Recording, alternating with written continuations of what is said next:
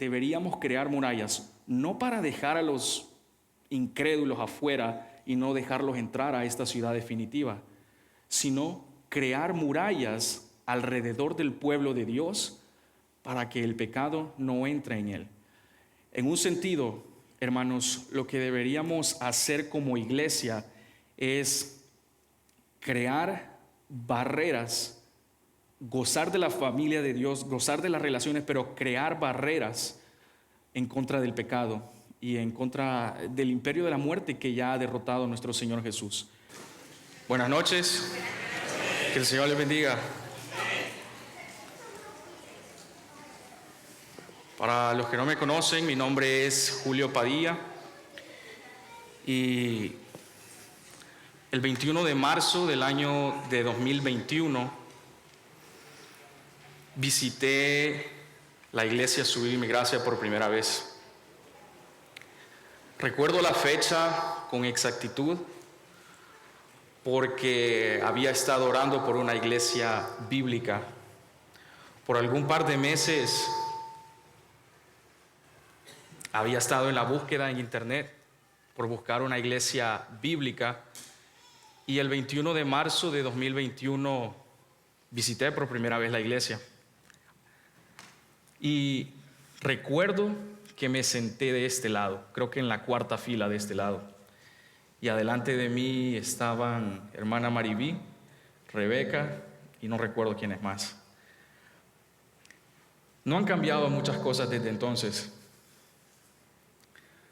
Incluso las personas del ala derecha se siguen sentando en el ala derecha. Y las personas del ala izquierda se siguen sentando en el ala izquierda. No han cambiado muchas cosas.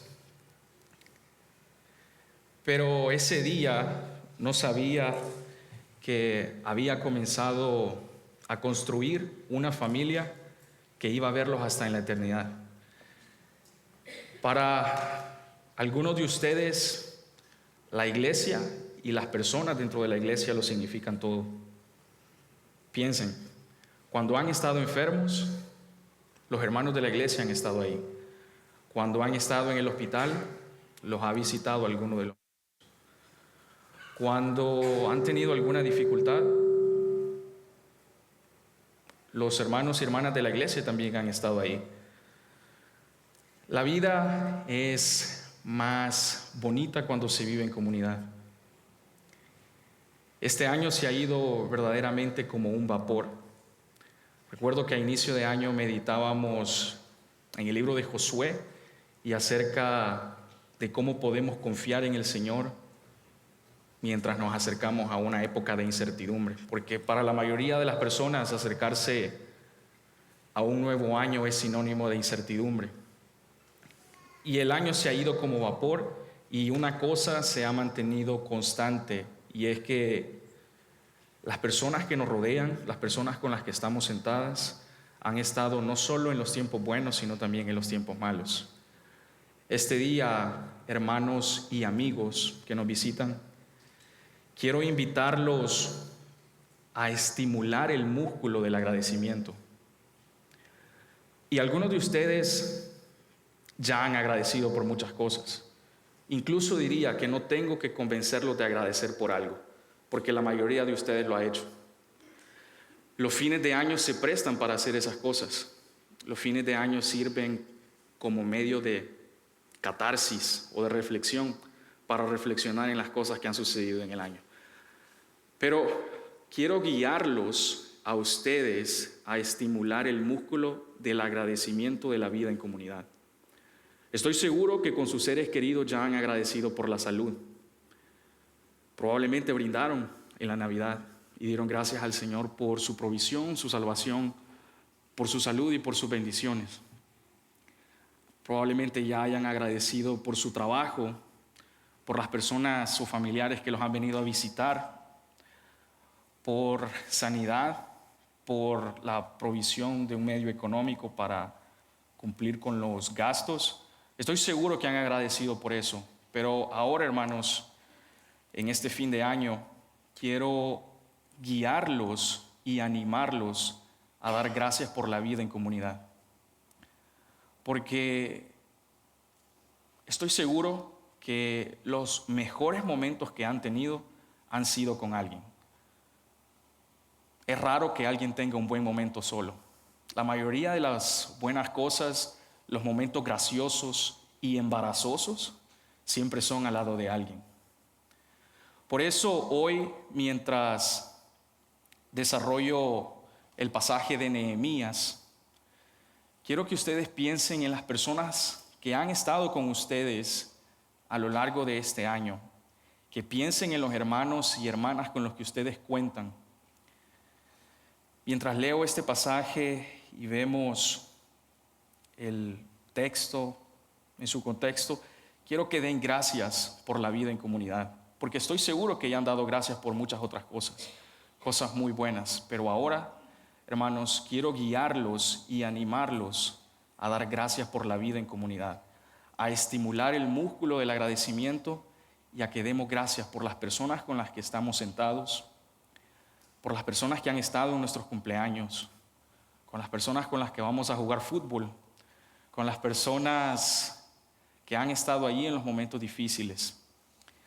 Así que en ese sentido, ahora vamos a leer el pasaje de Nehemías.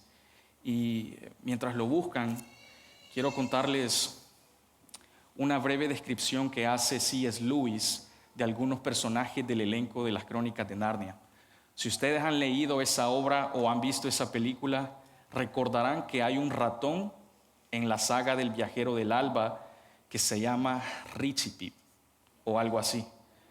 Bueno, C.S. Lewis dice que este ratón valiente llamado Richie Pip es un caballero noble y es un caballero que está dispuesto a dar la vida por su rey Aslan y también por el príncipe Caspian. De hecho, en esta saga de El Viajero del Alba se muestra al ratón Richie Pip dando la vida por el príncipe Caspian y también por el rey Aslan. Y hay una escena en esta parte en la que Richie Pip, esta rata, este ratoncito, se presenta delante de Aslan y le dice que está moribundo y que probablemente ese sea su último aliento. A la par de él, allí en el suelo está otro conjunto de ratones y se paran delante de Aslan y le dicen que ayude a Richie Pip porque ha perdido su cola. Él perdió su cola en la batalla. ¿Y por qué habría de concederte el honor de tener una nueva cola?, pregunta Aslan. Y Richie Pip dice, es porque este es el honor de una rata. Y más que eso, esto nos ayuda a tener equilibrio, dice él. En eso, otro ratón que estaba allí a la par toma la palabra, creo que se llamaba Pisipic. Son raros los nombres de esta saga, pero toma la palabra y dice, Aslan, su majestad, si no va a conceder a Richie Pip el honor de tener la cola de vuelta, entonces nosotros vamos a cortar la nuestra. Y Aslan hace una cara muy reflexiva y dice, no por tu honor, Richie Pip, sino por el amor de los tuyos, voy a concederte el honor de tener de vuelta tu cola. Y al instante se ve que el ratón tiene de nuevo la cola. C.S. Lewis dice de que esta escena refleja bien el amor de los unos por los otros. Porque aunque de manera diminuta uno pueda ver una escena de una rata hablando, mostrando amor, lo cierto es que eso dice mucho acerca de las relaciones entre las personas. En esa escena se muestra de que él estaba dispuesto a dar la vida por el príncipe Caspian y por Aslan, y eso inspiró a que las demás ratas quisieran cortar su cola también. Por ello, hermanos, quiero invitarlos a reflexionar ahorita en el texto y a través de esa historia, que si vamos a vivir para algo más grande que nuestras agendas triviales, si vamos a vivir para algo más grande que nuestros deseos propios, que estemos convencidos de la verdad, la belleza y la bondad de Dios mostrada en el Evangelio. Miren, el Señor no solo es bueno para salvar, sino también para proveer. Lo que quiero decirles con esto es que el Señor no solo nos ha dado su salvación, Él nos ha dado una familia. Y nuestro mayor ejemplo en el ministerio, Jesús, ha dado su vida por amor a otros. Esa es una gran muestra e ilustración de lo que es el amor. Ahorita quiero invitarlos a reflexionar en el texto de Nehemías, a que si vamos a vivir para algo más grande que nuestras agendas triviales, que estemos convencidos del amor de Dios en el Evangelio y en la vida de su familia. A los cristianos acá presentes les digo que miren el ejemplo de Nehemías en el capítulo 3 y vean cómo él estudia la escritura al lado de Esdras, cómo ellos oran y también cómo ellos muestran un ejemplo de lo que significa proteger y dar la vida por los demás. Aquí, haciendo una lectura periférica, ustedes pueden ver de que dicen nombres, dicen lugares, dicen ubicaciones, pero la idea central de este texto, hermanos, y es algo a lo que quiero invitarlos también a reflexionar, es que de manera similar a lo que está ocurriendo aquí en el libro de Nehemías, la iglesia, el cuerpo de Jesús, los santos deben trabajar de manera unida por la edificación de la iglesia y también por desarrollar una compasión genuina, que vamos a ver aquí, por otros que tienen heridas espirituales y físicas. El objetivo de lo que vamos a hacer ahorita en este tiempo es ver cómo Dios ha trabajado con su pueblo y ver cómo esta historia se conecta con la gran historia mayor de la redención. Quiero decirles que probablemente vayan a despertarse algunas preguntas acerca de este texto. Probablemente ustedes puedan, mientras leemos, preguntarse algunas cosas, pero quiero también recordarles que a pesar que se levanten esas preguntas, nuestro objetivo ahorita es examinar lo que Dios ha hecho por su pueblo y no responder a las preguntas que puedan surgir. Si en verdad queremos experimentar la vida genuina en comunidad, entonces debemos comenzar por la palabra de Dios. Y eso es lo que vamos a ver ahorita en el libro de Nehemías capítulo 3. Así que acompáñenme, por favor. Nehemías capítulo 3.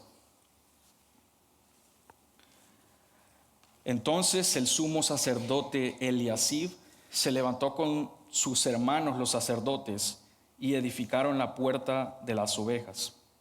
La consagraron y asentaron sus hojas. Consagraron la muralla hasta la torre de los 100 y hasta la torre de Ananiel. Junto a él edificaron los hombres de Jericó y a su lado edificó Zacur, hijo de Imri. La puerta del pescado la edificaron los hijos de Sená. Colocaron sus vigas y asentaron sus hojas, sus cerrojos y sus barras. Junto a ellos hizo reparaciones Meremot, hijo de Urías, hijo de Cos.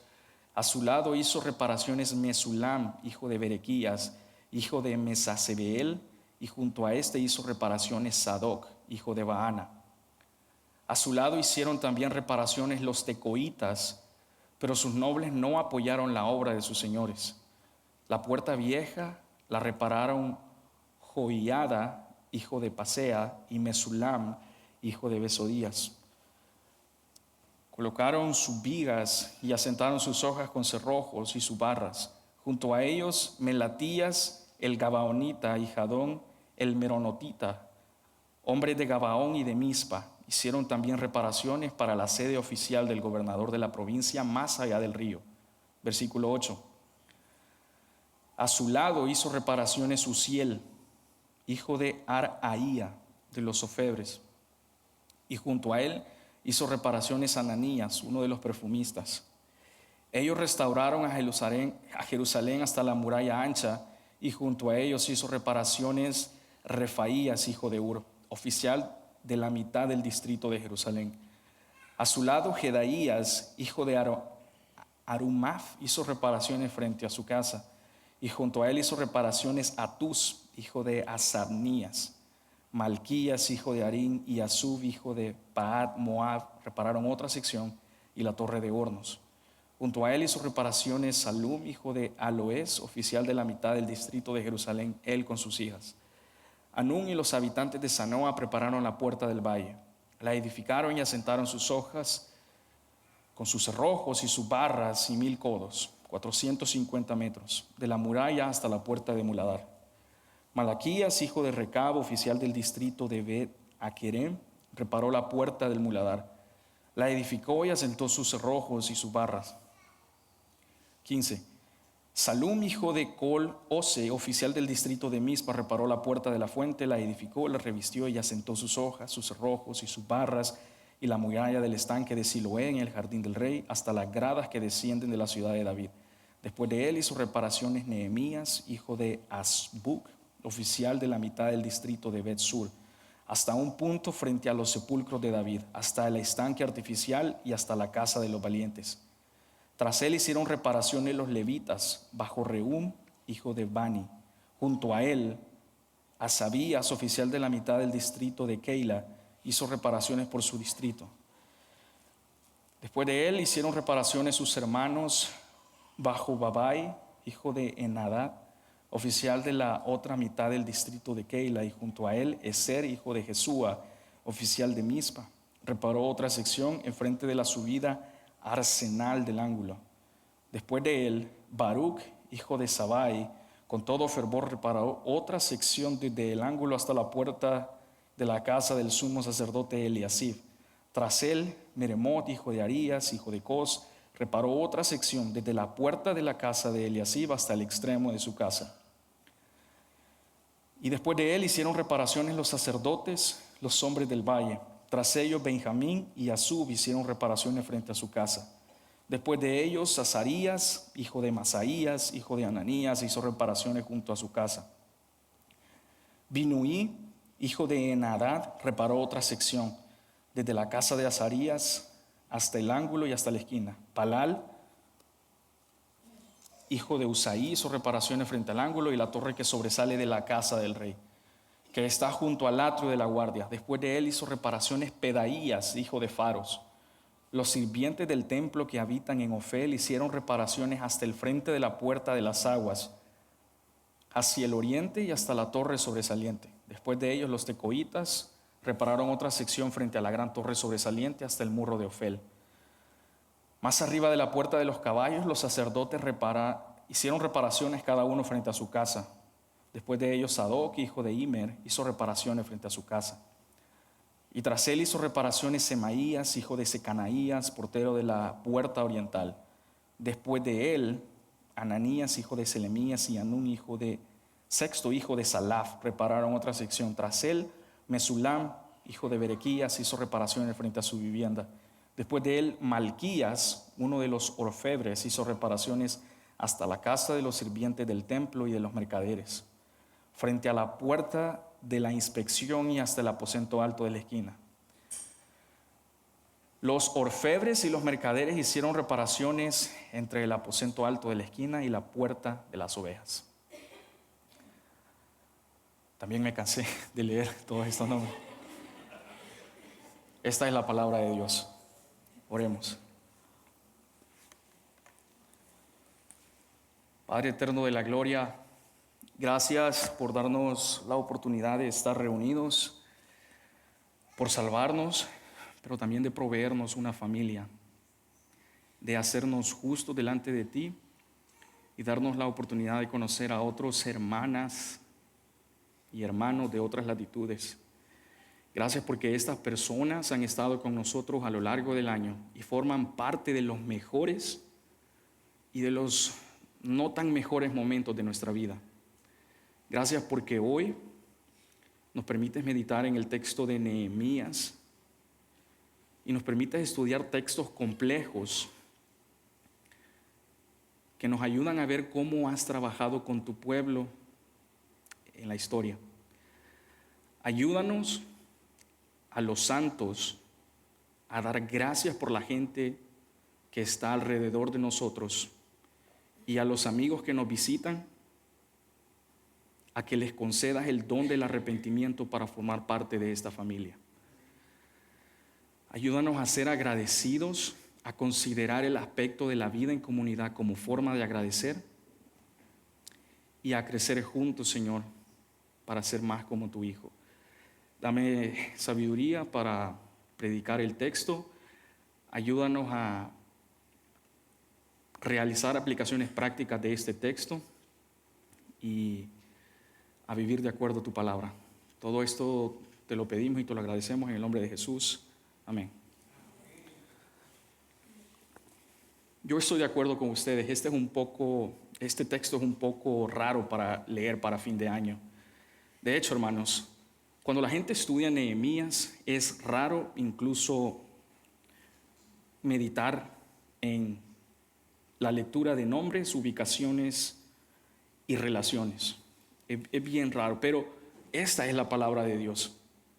Lo que quiero hacer con ustedes ahorita, hermanos, es guiarlos a cómo esta historia, este relato, estos nombres, ubicaciones, se conectan con la narrativa mayor de la Escritura.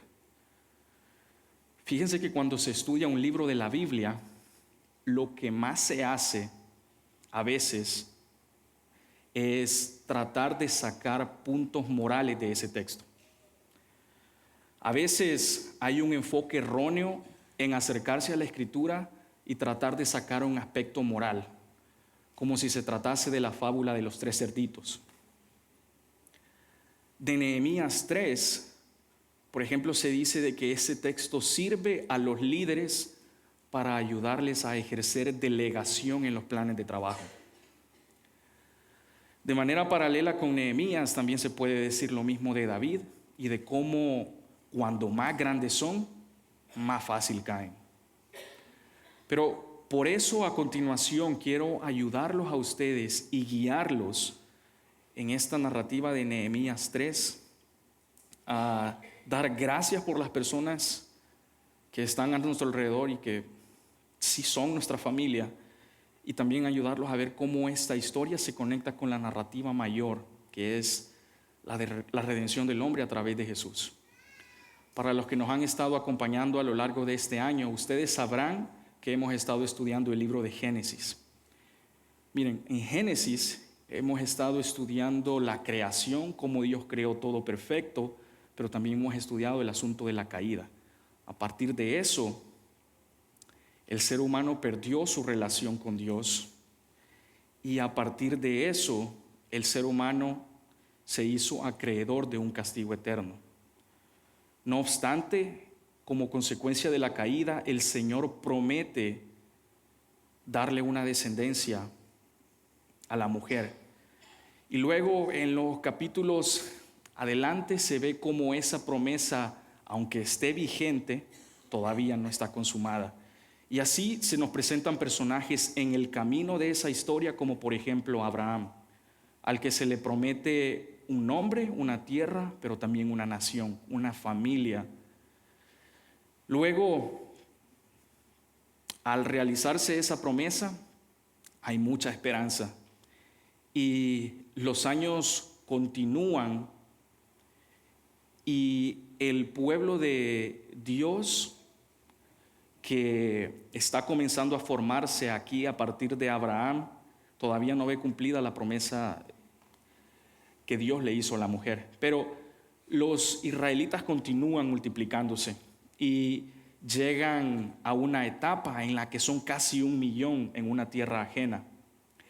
Y como consecuencia de eso, ellos sufren, tienen que volver a su tierra. Luego que están en su tierra, ellos no son testimonio de un Dios viviente y son exiliados a Babilonia. Luego allí, que han sido exiliados a Babilonia, el Señor les promete volver. Y aquí es donde nos ubicamos precisamente en esa gran historia de la redención. Aquí, hermanos y amigos, lo que estamos viendo es cómo el Señor está cumpliendo la promesa de hacer un pueblo y de darle un propósito a ese pueblo de manera específica. En otras palabras, lo que estamos viendo aquí es como la promesa del Señor en este capítulo y en los siguientes comienza a cumplirse, y cómo Dios, a pesar de las relaciones tóxicas que existen entre los israelitas, todavía forman parte del pueblo de Dios. En ese sentido, nos ubicamos en Nehemías 3. Y aquí lo primero que podemos ver en un sentido, y al ver la gran historia de la redención, es que este Nehemías apunta al Nehemías definitivo, el que estuvo en el palacio completamente a salvo y dejó ese palacio para identificarse con los dolores de su pueblo. Así que Jesucristo, quien es este supremo Nehemías que se narra aquí, no necesariamente arriesgó su vida. Él puso su vida a costa de nosotros para hacernos ciudadanos de la ciudad definitiva. Entonces, es solo cuando ponemos a Nehemías en esta parte de la gran historia de la redención que las Escrituras pueden entenderse de manera mejor. Así que hay un cierto sentido en la forma en la que podemos aplicar Nehemías a nuestros días.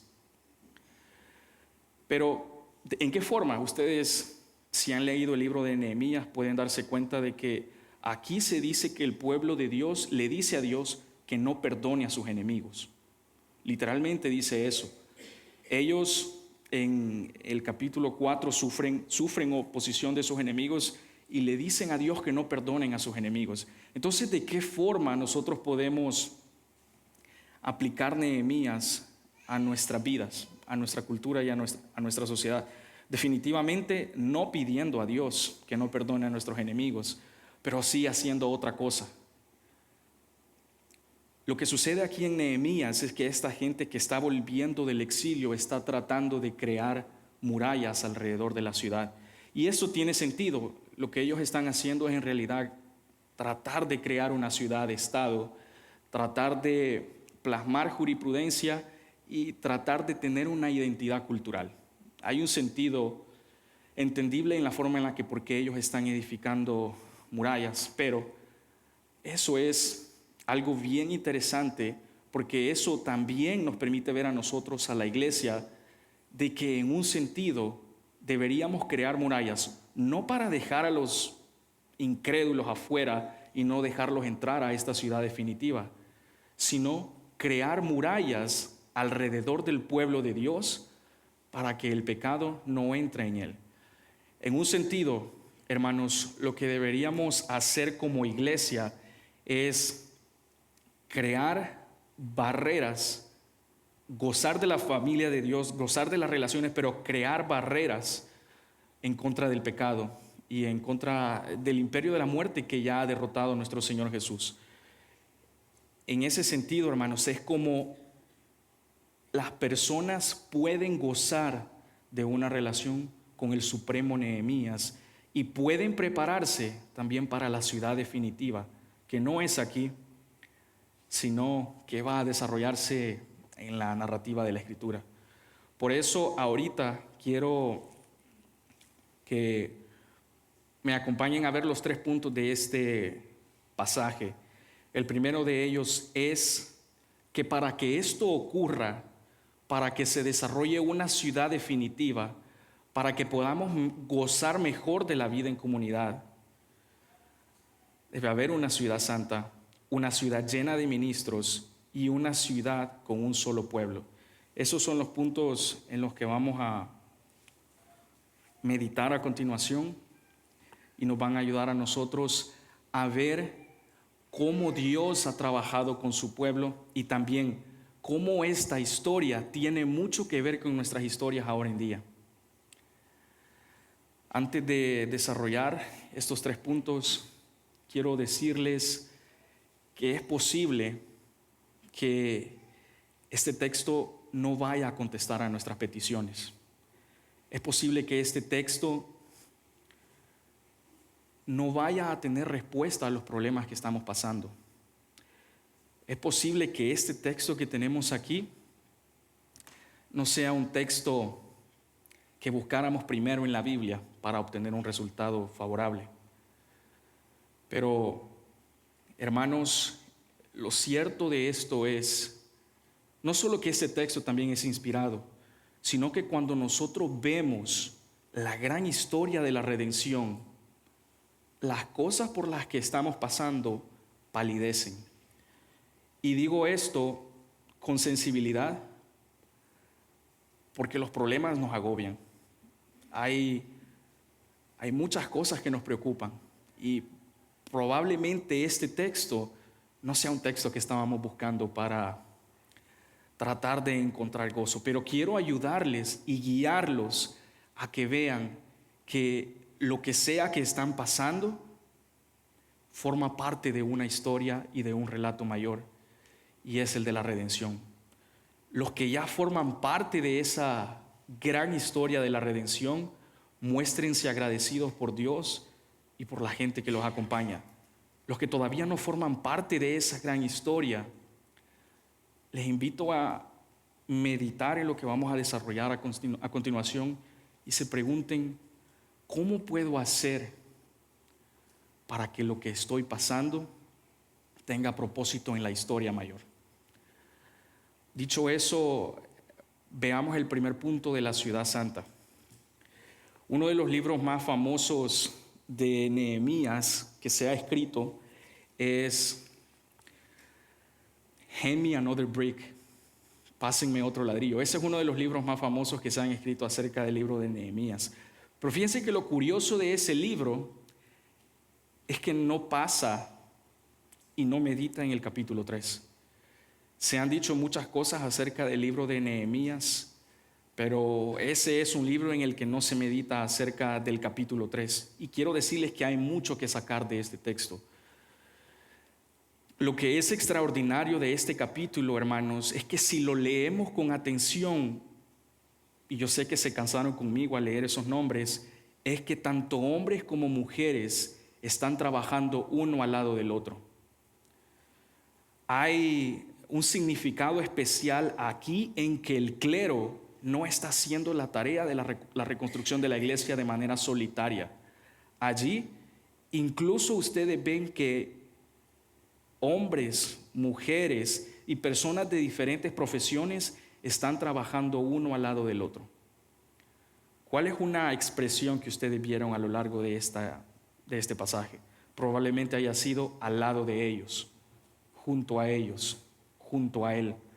Eso se ve muchas veces en este capítulo 3. Dice junto a ellos, junto a ellos, junto a ellos, al lado de ellos.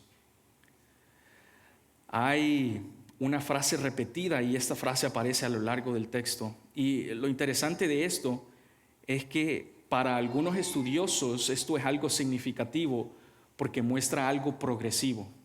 Y es esto. Cuando nosotros leemos algunos pasajes como por ejemplo el de Moisés, el de David, uno ve que parece que estos hombres cargan con las cargas del pueblo solo. Uno casi puede imaginar a Moisés cargando con las cargas del pueblo y trabajando de manera solitaria. De hecho, uno puede ver que en las conversaciones entre Dios y Moisés, Moisés siempre se muestra como yo respondo por ellos.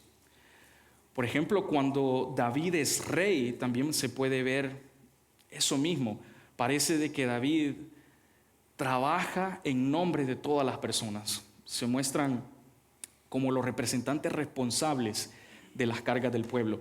Así que los comentaristas ven de que en Nehemías 3 hay algo progresivo, porque no vemos a Nehemías, a Zorobabel o a Esdras realizando las labores del pueblo de manera solitaria. Ellos están al lado de las personas comunes y corrientes por la reconstrucción del muro de Jerusalén. Aquí se ve de que todas estas personas se unen y el significado es bastante simple. Lo que es cierto es que ellos se han dividido las tareas y que en medio de este pueblo hay relaciones sólidas y por eso se encuentran trabajando de manera fuerte y de manera unida. Una de las cosas que el Señor había demandado de su pueblo es que estas personas fueran santas. De ahí que una expresión presente en el Antiguo Testamento es que Dios le dice a su pueblo que sean santos como Él es santo, que ellos sean kadosh, que sean santos como Él es santo. Así que aquí es como estas personas comienzan a adoptar un sentido de comunidad y también comienzan a pensar en las implicaciones de lo que significa ser un pueblo definitivo. Y aquí Dios está comenzando a trabajar en medio de su pueblo y haciendo a personas ordinarias parte de la gran historia de la redención. Para el pueblo de Dios, la historia de Dios es su historia. Y aunque esta gente no lo sabe, ellos están formando parte del gran propósito mayor de Dios en la narrativa de la Escritura.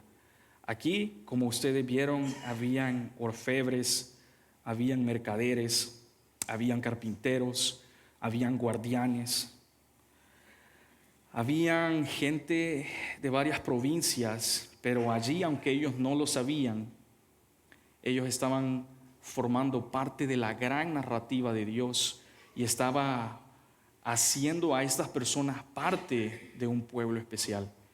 Y quiero que meditemos en eso, en este punto, hermanos. Miren, de no ser porque Dios ha salvado a algunos de nosotros, no tendríamos relación alguna. Miren, es raro de ver, quizá no tanto entre latinos, pero es raro de ver que personas de distintas nacionalidades se reúnan por una razón. Eso no es común de ver. Y lo que está sucediendo aquí y que corre de manera paralela con nosotros es que estas personas que no son iguales, que no son para nada parecidas, forman parte del propósito mayor. Y eso es en lo que quiero que meditemos. El Señor es bueno en que reúne a personas con diferencias para cumplir sus propósitos redentores. Esto que sucede aquí no es algo común y es algo en lo que nosotros deberíamos de meditar. Tenemos la bendición de tener libertad de culto y de asociación y la bendición de que incluso si sucede algo al salir del culto, tenemos la promesa de que vamos a estar con el Señor. Pero eso no es algo de lo que gozan todas las personas. Y aunque muchas cosas hayan sucedido a lo largo de este año y el Señor ha permitido cosas que a nuestro parecer han sido buenas y desagradables, el Señor nos ha proveído a gente con la que podemos contar y hemos contado en esos momentos difíciles. Gente que de otra manera y de no ser por la gracia de Dios no tendríamos en nuestras vidas. Respecto a eso, quiero que meditemos y quiero guiarlos a ustedes a dar gracias por esas personas que nos rodean. Gente que de no ser por la gracia de Dios, por su salvación y por su familia, no estarían en nuestras vidas. Y eso es lo que sucede con este pueblo. Gente que de otra forma y de no ser por Dios no estarían con ellos. Aquí el Señor está comenzando a formar a un pueblo definitivo y quiere que este pueblo se muestre como un pueblo santo. Algo de eso habla Isaías y quiero que me acompañen al capítulo 4, versículos 2 y 6. En Isaías se muestra una profecía fascinante respecto a esto. Allí se dice de que va a haber un día en que la santidad de Dios no iba a estar necesariamente en el templo, sino que iba a estar allí con el pueblo. Él dice, aquel día el renuevo del Señor será hermoso y lleno de gloria, y el fruto de la tierra será el orgullo y adorno de los sobrevivientes de Israel. Y acontecerá que el que sea dejado en Sión y el que quede en Jerusalén será llamado santo, todos los que estén inscritos para vivir en Jerusalén.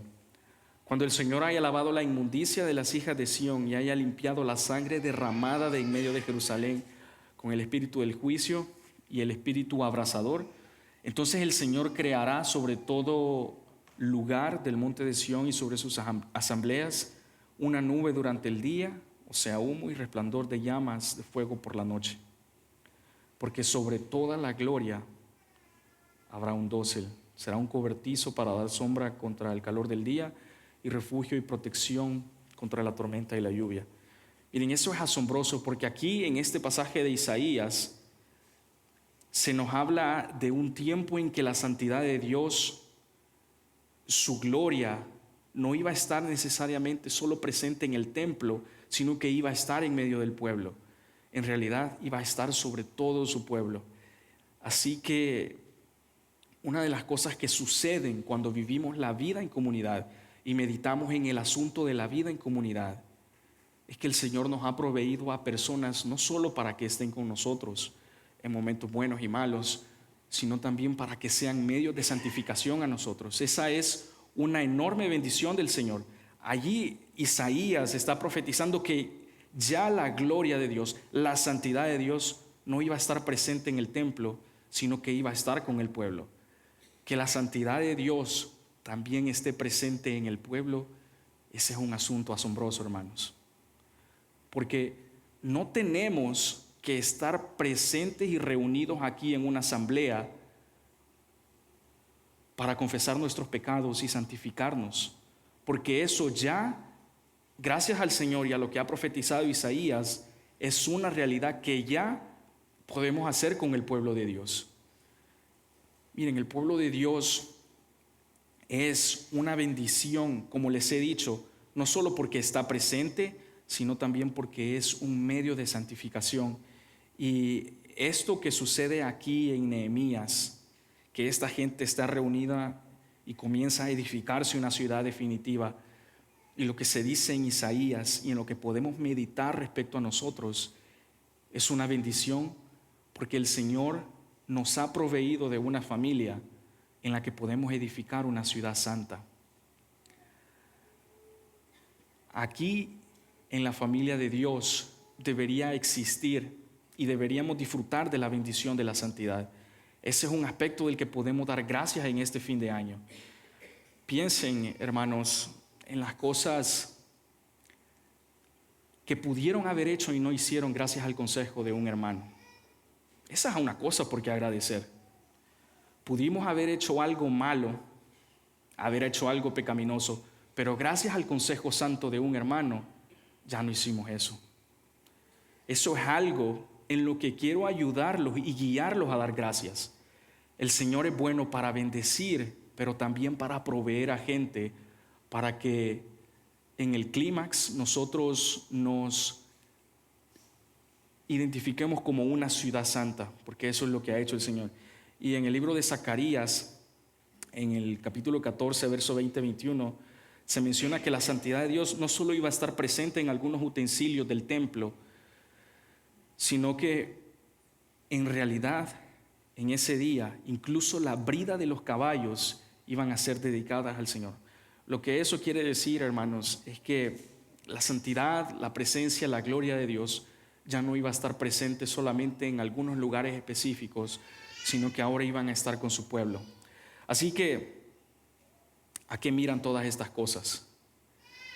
En primer lugar, que como hemos recorrido hasta el momento, el Antiguo Testamento dice que la santidad de Dios iba a estar presente solo en algunos lugares. Incluso, si ustedes recuerdan, Moisés le dice a Dios, muéstrame tu gloria, pero el Señor responde, no, esta te destruiría. Y sin embargo, en el Nuevo Testamento, el apóstol Juan dice que la palabra de Dios, literalmente tabernáculo, habitó entre nosotros y hemos visto su gloria. Así que, ¿qué significa todo esto? Que cada uno de nosotros, la iglesia de Dios, es rey, profeta y sacerdote. Y eso, como ciudad santa, nos ayuda a nosotros a ministrar a las demás personas, pero también a mostrarnos como un pueblo. Lo que eso significa es que gracias a que todas estas cosas son reales y se consuman, nosotros podemos ministrar a aquellas personas que están en dolor.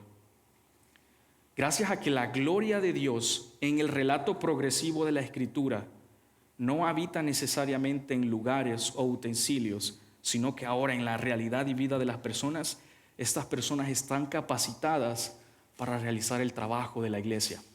Y es algo que está sucediendo aquí en Nehemías. Como les he dicho, en el relato de Nehemías no se ve que Zorobabel, Nehemías y Esdras estén trabajando de manera solitaria. Estos hombres están trabajando al lado de personas ordinarias para realizar los propósitos redentores de Dios, pero también para realizar el trabajo que Dios tiene para este pueblo.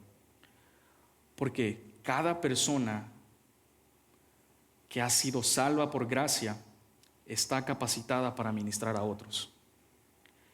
Y eso es algo que nos lleva a nuestro segundo punto. Es una ciudad llena de ministros. Mientras leía y reflexionaba en el texto de Nehemías esta semana, pensaba en las grandes labores que algunos de ustedes han hecho para el ministerio de Sublime Gracia. La más reciente es cuando movimos muchas cosas de allá de Columbia Heights para acá.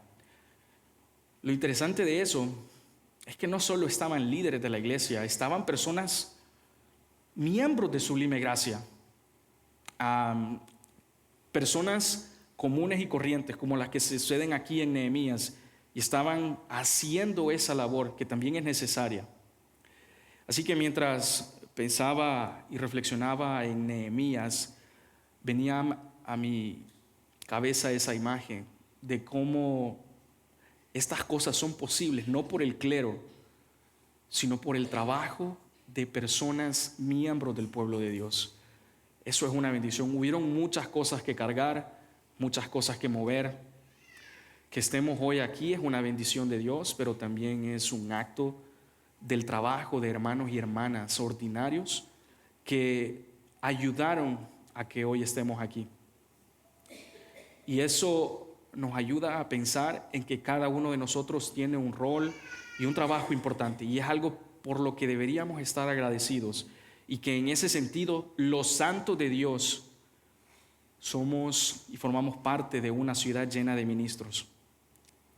Pablo dice en Romanos 12, del 6 al 8, pero teniendo diferentes dones según la gracia que nos ha sido dada, usémoslos.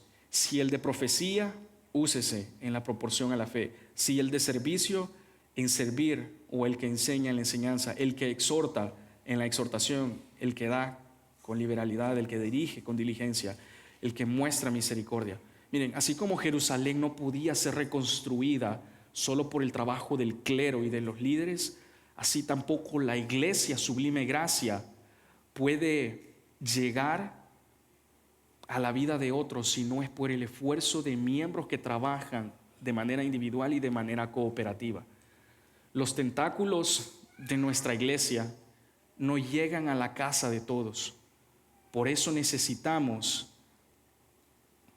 el esfuerzo de cada miembro comprometido a esforzarse en ministrar la vida de otros. No tenemos suficientes brazos, el clero no tiene suficientes brazos para llegar a la vida de todos, a llegar a la vida de amigos. Pero por eso, como hemos visto hasta el momento, el Señor ya ha comenzado a trabajar y ya ha trabajado con nosotros en esta etapa de la historia redentora para que nos mostremos como una ciudad llena de ministros. Si el Señor en su providencia nos ha permitido formar parte de una comunidad de 100, 150 personas, entonces no estamos aquí por accidente. Cada cosa que hagamos, hermanos, es una cosa significativa, y cada uno de nosotros, porque hemos sido salvos, ahora somos profetas y sacerdotes.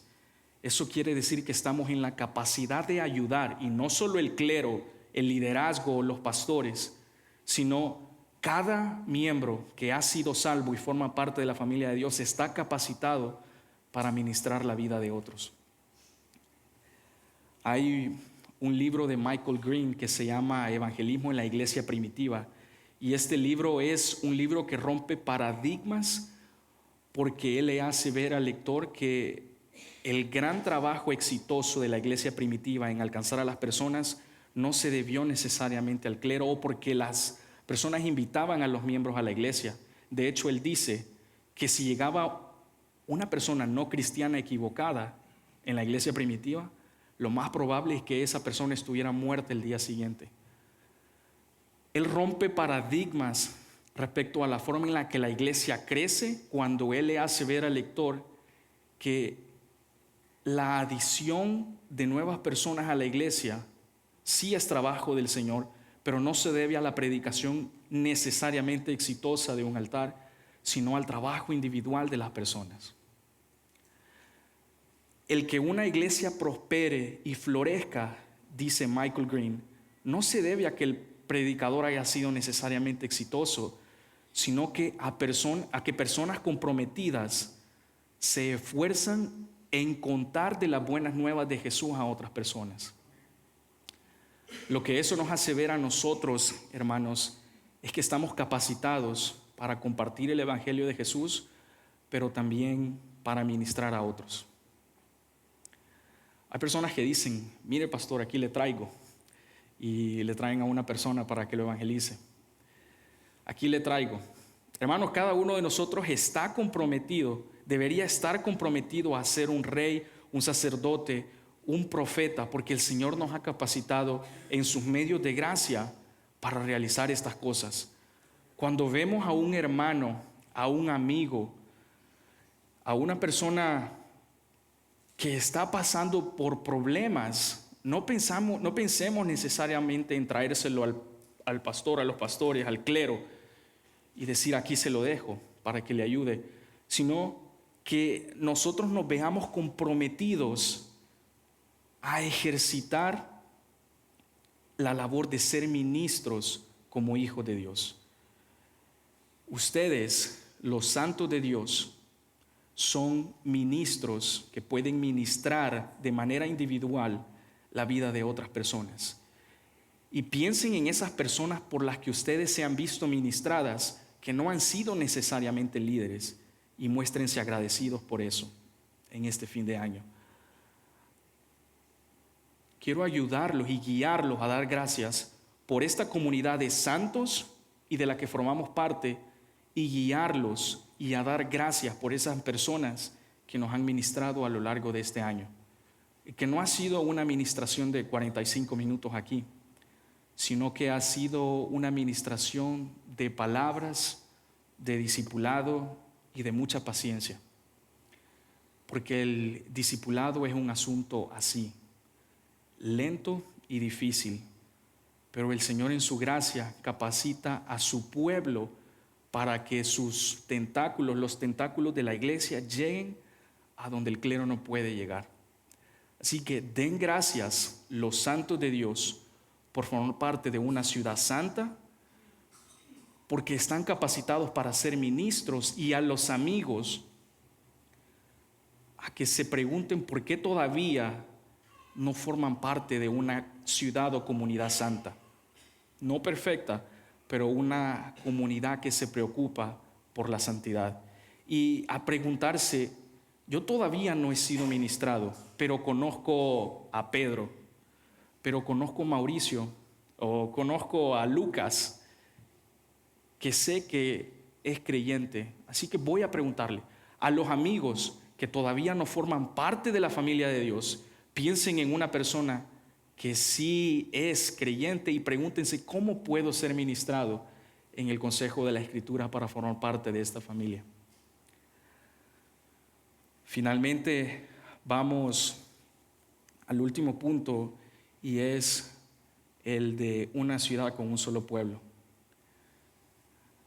Como hemos visto en esta porción de la Escritura, una de las frases más sobresalientes de este texto es la expresión junto a ellos, junto a ellos, junto a ellos, al lado de ellos.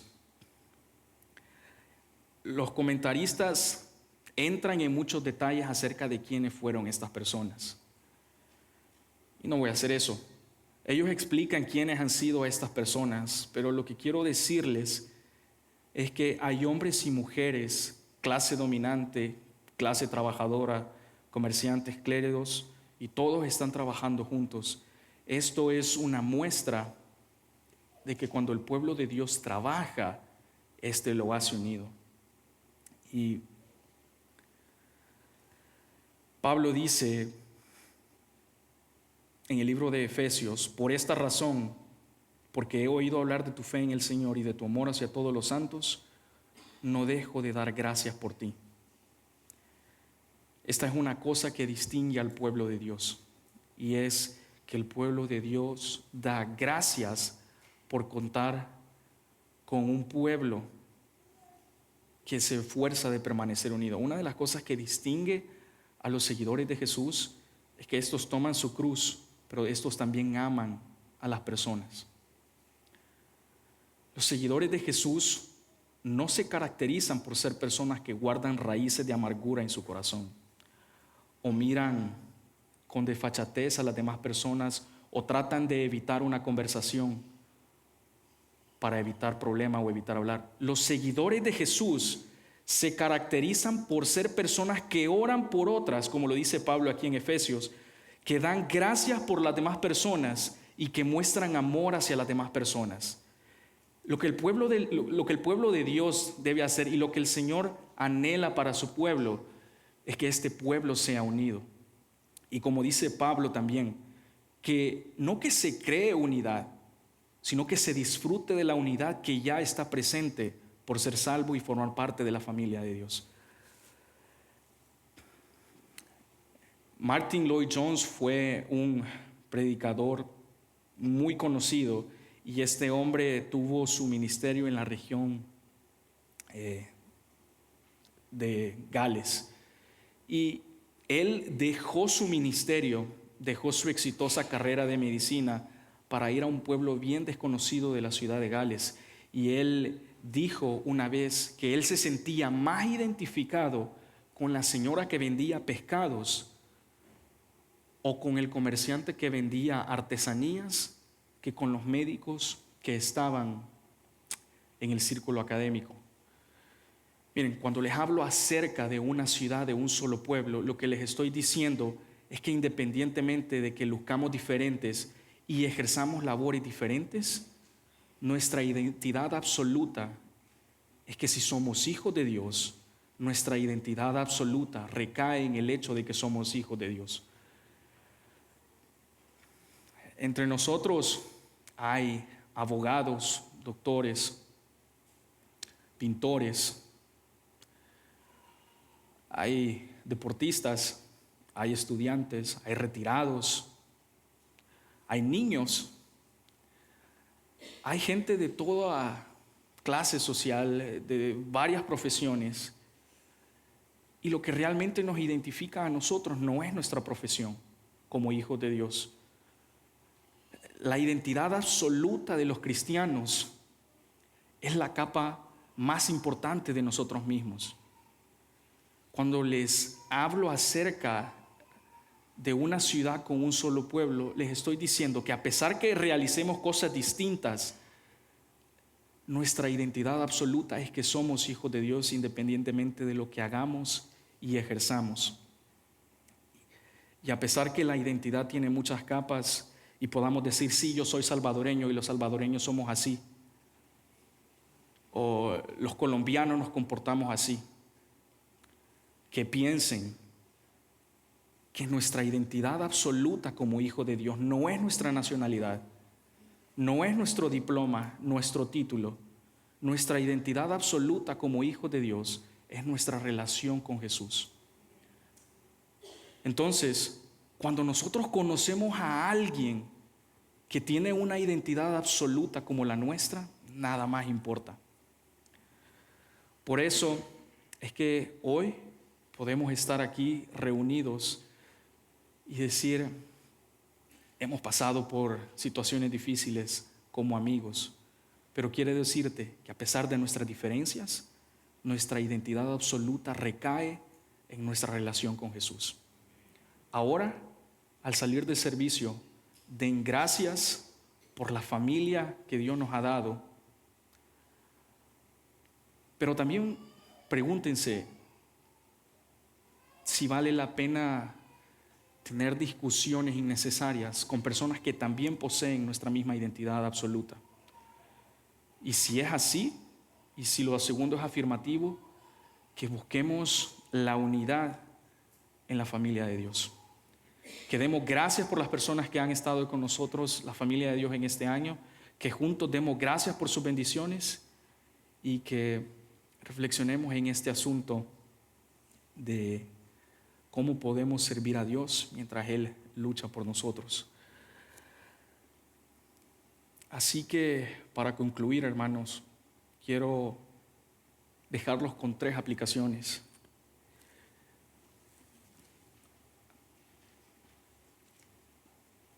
En el libro de Nehemías se ve una verdadera foto de liderazgo. Se ve a Nehemías liderando. ¿Quieren una foto de liderazgo? Aquí verdaderamente hay una foto de liderazgo. Aquí Nehemías no está usando a la gente para conseguir un nombre. Él, en la narrativa de Esdras y de Nehemías, no está sirviendo al lado de Esdras y de Zorobabel para conseguir su propio fin. Él está motivando a la gente a que den gracias por la grandeza de Dios. Él no les está diciendo, vean mi grandeza al lado de estos hombres. Él les está diciendo, miren la grandeza de Dios. De hecho, miren el capítulo 4, verso 14, Él dice, Él nos está apuntando a sí mismo. Él dice que su Dios es un ser grande e impresionante. Él dice que Dios está trabajando para frustrar los planes del enemigo y aún afirma en el verso 20 del capítulo 4, nuestro Dios luchará por nosotros. La primera aplicación que quiero sacar de esto que he dicho es que aún en medio de las dificultades, aún en medio de los problemas, de las noticias malas que tenemos o de los estados de salud, que hablemos deliberadamente de la grandeza de Dios. Que seamos como Nehemías o como los profetas que hablan deliberadamente de la bondad y de la grandeza de Dios, aun cuando las circunstancias no son fáciles ni sencillas. Así que aún en medio de las dificultades, y aunque sea un probablemente fin de año insípido, que como Nehemías hablemos deliberadamente de la grandeza de Dios. Quiero decirles que este hombre no estaba diciendo eso desde un estado de vida fácil. Él estaba en oposición en contra de sus enemigos. Y él, a pesar de eso, dice, nuestro Dios luchará por nosotros. Sea que seamos nosotros quienes estemos pasando por un problema, o sea que conozcamos de alguien que está pasando por un problema, hablemos deliberadamente de la grandeza, de la bondad y de la misericordia del Señor, aun cuando las cosas no sean fáciles. En segundo lugar, quiero decirles que la fe es ejercitada en el cuerpo de Cristo. Así que vivamos nuestra vida de manera colectiva y no aislada. La vida solitaria es aburrida y la vida solitaria no nos va a llevar tan lejos como creemos. Cuando estemos aquí o cuando lleguemos a nuestras casas, piensen que la fe es ejercitada en el cuerpo de Jesús y no en una vida solitaria. En ese sentido, ya sea caminando a través de las pruebas, buscando sabiduría, usando palabras, piensen que todo esto sucede en el cuerpo de Jesús.